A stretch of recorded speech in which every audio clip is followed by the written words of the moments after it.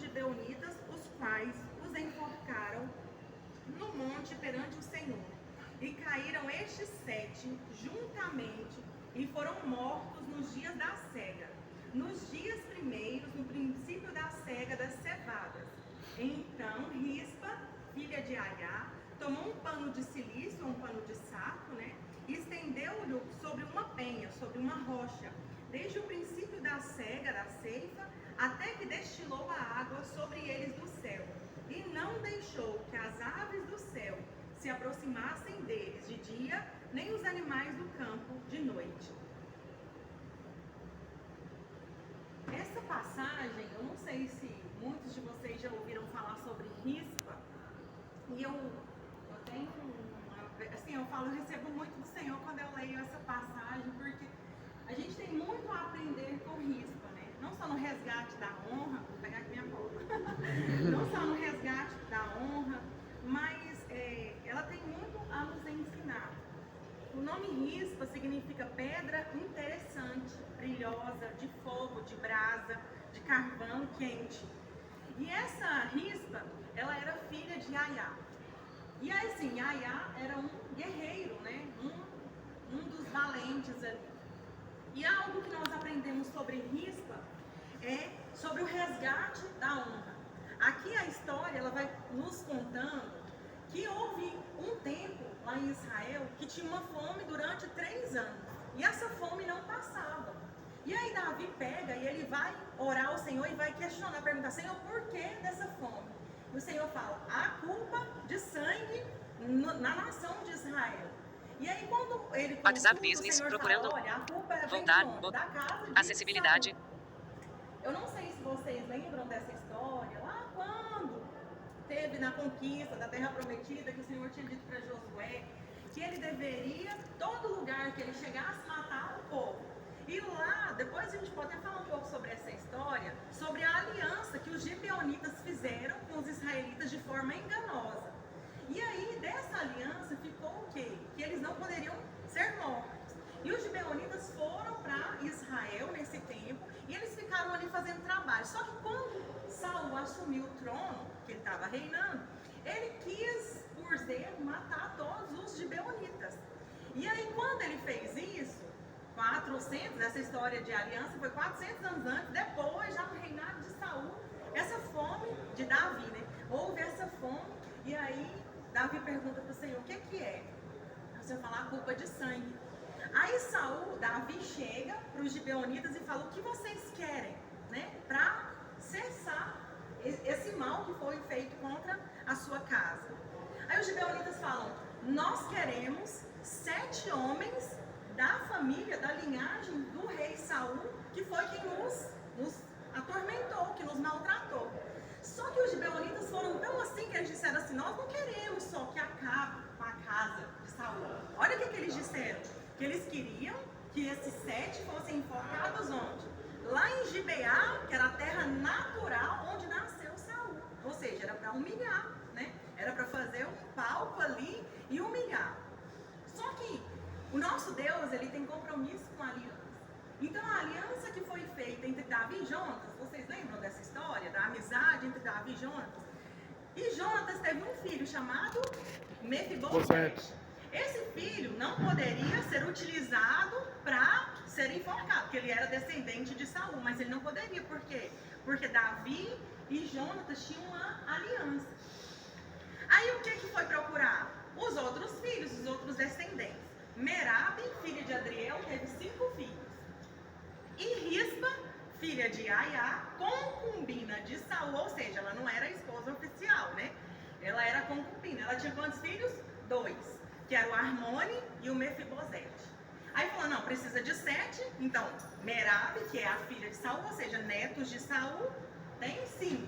E Rispa tem 2 filhos, então 7 descendentes, então nós vamos matar os 7 e vai dar tudo certo. Pegaram esses 7 e eu fico imaginando o coração dessa mãe. Vocês já pararam para pensar o tanto que deve ter sido difícil o seu filho pagar por algo que aconteceu assim 400 anos antes, que o seu pai fez, você não tem nada a ver com isso, e você ter os seus filhos ali numa situação de se ver enforcado, de perder a vida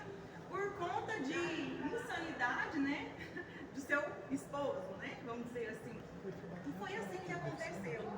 Pegou esses 7 filhos, levou para cima de uma penha, e a palavra fala que os 7 foram enforcados ao mesmo tempo. Caiu. Só que aí há algo que eu entendo da parte do Senhor para mim e para você, é que as tragédias não podem nos definir.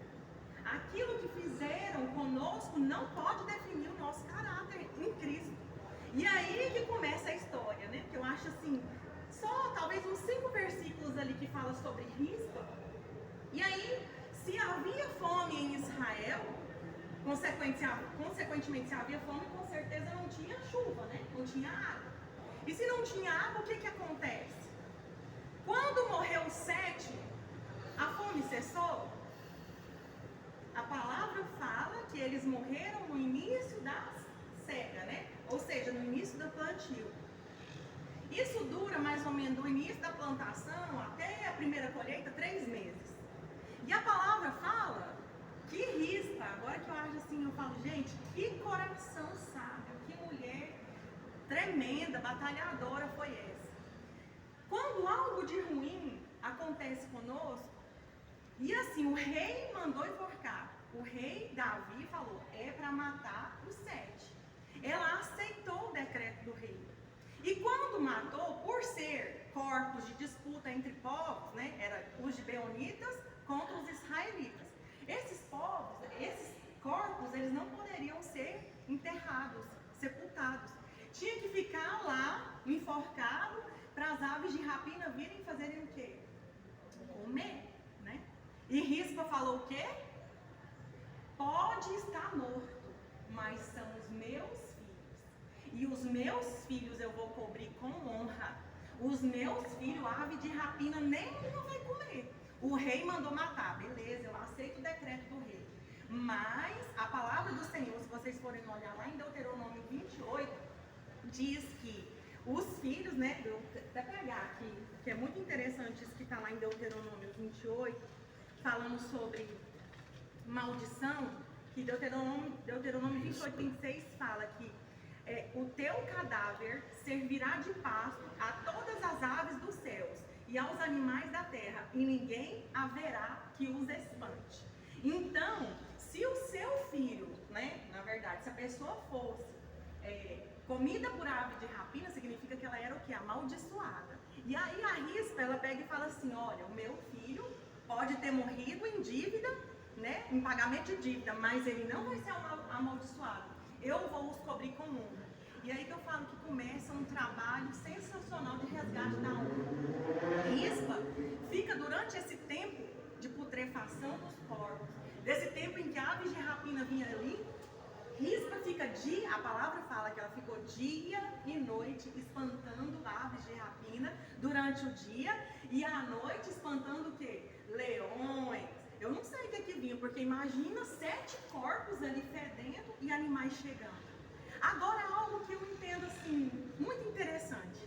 A palavra fala de Rispa. Rispa era concubina de Saul. Merabe era mãe dos 5 filhos. Quem tinha mais filhos? Merabe. Quem devia estar nessa posição assim? Opa, meus filhos. Só que a palavra fala que Rispa, ela não olhou dentro da tragédia só para o umbigo dela. Ela pegou um pano de saco e ela se cobriu, que significa humilhação. E ela ficava espantando o tempo inteiro. Eu fico imaginando essa mulher incansável, o povo falando para ela assim, vai para casa, você tá doida? Quanto tempo? Você vai ficar aí brigando, seus filhos estão mortos.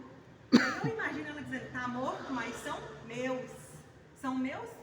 E nesse tempo, vou ter que importar, nesse tempo passaram mais ou menos de 5 a 6, gente, vocês imaginam uma mãe, de dia e de noite, não vai para casa, espantando aves de rapina, não deixando chegar perto, de 5 a 6 meses. Davi deu a ordem de matar os filhos e foi embora. Chegou aos ouvidos de Davi o que tinha acontecido. A Rispa, que o Senhor falou que era para matar os filhos dela, ela está lá em cima da penha, em cima da rocha, espantando dia e noite, não deixando que ave de rapina nenhuma chegue perto ali dos seus filhos. E eu fico imaginando, nós passamos por situações de tragédias terríveis, e o que temos sido nós mediante as tragédias? Nós temos sido daqueles que são abutres, que vão lá comer a carne, que vão, né? O trem já está ruim, você termina de enfiar o outro no poço? Ou você é daqueles que vai lutar, mesmo não sendo a sua guerra? Rispa podia muito bem falar, a maldição vai ser desses filhos dessa outra aqui. O animal pode comer isso aqui, não tem nada a ver com os filhos dela. Mas ela falou, todos são meus filhos, todos serão cobertos pela honra. E eu digo para vocês, Rispa viveu num tempo da lei, mas ela gravou o nome dela num tempo da graça. Por quê? Quando Davi ouviu o que ela tinha feito, olha que tremendo. Davi tinha se esquecido que ele tinha que ter honra. Vocês lembram como Saul morreu? Que Saul também foi enforcado e que lá, no momento que ele foi morto, não teve cerimônia real. Saul era o rei de Israel naquele tempo e ele foi enterrado sem honra. Davi lembrou que os ossos de Saul foram tirados. Essa passagem está lá em 1 Samuel 31, depois se vocês quiserem acompanhar. 1 Samuel 31. E aí Davi falou, opa, Rispa está me ensinando algo sobre honrar a quem tem honra. Saul morreu e eu não dei honra. Eu não cobri com honra. E essa mulher está aí 6 meses espantando leões, lobos, aves de rapina de dia e de noite. Peraí, o Senhor tem mais a falar comigo. Se o Senhor quisesse só vingança, no momento em que os 7 filhos de Saul, né, descendentes de Saul, foi morto, a fome tinha que ter cessado e não cessou. Se vocês puderem acompanhar o finalzinho do versículo, lá, 2 Samuel 21, 14. E fez, vou voltar um pouquinho, 13. E fez subir dali os ossos de Saul e os ossos de Jonatas, seu filho. Davi lembrou, peraí, eu não honrei o rei de Israel, não importa se ele fez loucura, ele tinha posição de honra. Isso diz pra mim e pra você o quê? Que não importa se a pessoa que está acima de você ela é melhor ou pior que você tem que honrar. E aí Davi pega e fala, vou lá, vou pegar os ossos. E aí sim, Rispa consegue mudar o decreto do rei. Ela não foi brigar com ele porque os filhos dela foram enforcados. Ela falou, a partir de hoje, né, vou ficar aqui. Ela não sabia, mas meus filhos não vão ser comigo. Meus filhos não vão ser deixados. E assim, eu fico pensando, quem tem amor genuíno, quem tem amor de verdade, não espera nada em troca. Porque eu tenho certeza que os filhos de Rispa, ela estava ali, ela não estava esperando os filhos dela falar para ela, obrigada mãe, por não deixar... Marcos Muto Amado do Senhor, Pastor Antônio Juninho. Obrigada por Prévia não da deixar câmera. ser humilhação, desgraçado. Nenhum deles, eu falo para vocês, o amor genuíno, ele não espera nada em troca. O amor genuíno, ele só faz. E aqui, em 14, diz assim, enterraram os ossos de Saul e de Jonatas e seu filho na terra de Benjamim, em Zelá, na sepultura de Quis, seu pai. E fizeram tudo o que o rei ordenara. E depois disso, Deus se aplacou para com a terra. Acho que em outras versões fala que depois disso, desse resgate da honra, o Senhor cessou com a fome, veio chuva sobre a terra. Isso é tremendo. Então, que essa palavra de hoje, né? Irmã, aquele outro irmão que o que sobrou é o que ficou deficiente, né? Não, Mefibosete, e depois ele foi honrado, né? Também. Davi mandou buscá-lo, né? Quer dizer, eu acho interessante. Eu pergunto, né, para cada um de vocês, até onde você está disposto a ir por sua casa, por sua família, pelo seu trabalho, em busca do resgate da honra. Talvez você não precise, né, lutar dia e noite. Quando a gente vai ali para Gênesis, a gente vê que quando Abraão foi selar a aliança com o Senhor, foi só um dia. Diz que Abraão estava tentando porque para a aliança ser feita, a carne, né, o sacrifício tinha que ser totalmente consumido. E diz que ele ficava espantando as aves de rapina, e eram tantas aves de rapina que ele chegou a desmaiar. Agora imagina uma mulher sozinha, com um pano de saco, espantando 7, né, abutres assim, de 7 pessoas. Então, nessa tragédia, né, em tempos de crise, eu creio que nós precisamos realmente mudar a nossa prioridade. E que você consiga enxergar além de você mesmo, assim como o risco. Que você possa Em nome de Jesus, fazer esse resgate da honra, atrair o favor do rei para Botão. sua casa, não brigar com o decreto, mas que a sua atitude de honra seja tamanha que o rei fale, opa, tem algo, e que o favor do Senhor desça sobre a casa de cada um de vocês. Amém, glória a Deus. Botão de gravar.